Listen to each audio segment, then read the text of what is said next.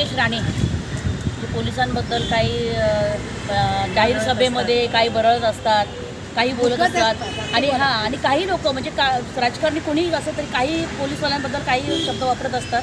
त्याचा आम्ही निषेध करण्यासाठी इथे आलो. आम्ही निवेदन दिलं आहे सविस्तर CP साहेबांना की याच्यावर योग्य कारवाई व्हावी, की नितेश राणेला पोलिसांची जाहीर माफी मागायला सांगावी, पोलीस कुटुंबियाची माफी, कारण त्याने भर सभेमध्ये नुसतं पोलिसांनाच अपमानित केलं नाही तर पोलिसांच्या पत्नीनं सुद्धा त्याने अपमानित केलं आहे. कारण त्याने असं वाक्य वापरलं आहे की पोलीसवाले आमचं काय करणार आहे, आमचं राज्य आहे, जर तुमचं राज्य आहे आणि पोलीसवाले तुमचं काय करणार आहे, म्हणजे पोलीसवाले तुमच्या दबावाखाली कार्य करतात का?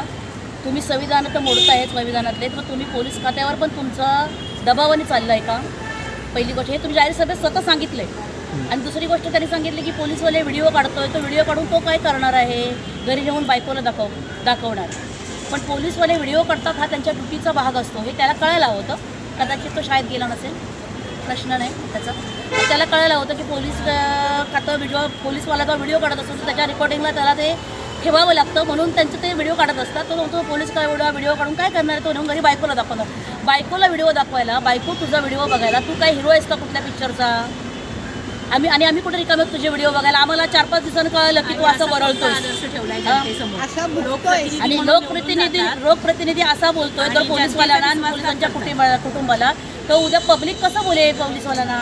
आणि तुझा फोटो आम्ही कशाला बोलू? अरे तू आहेस केवढा आणि बोलतोस किती?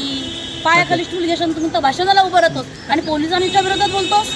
मागणी काय असेल? माझी मागणी आहे त्याने पोलीस खात्याची आणि पोलिसांच्या कुटुंबाची जाहीर माफी मागावी.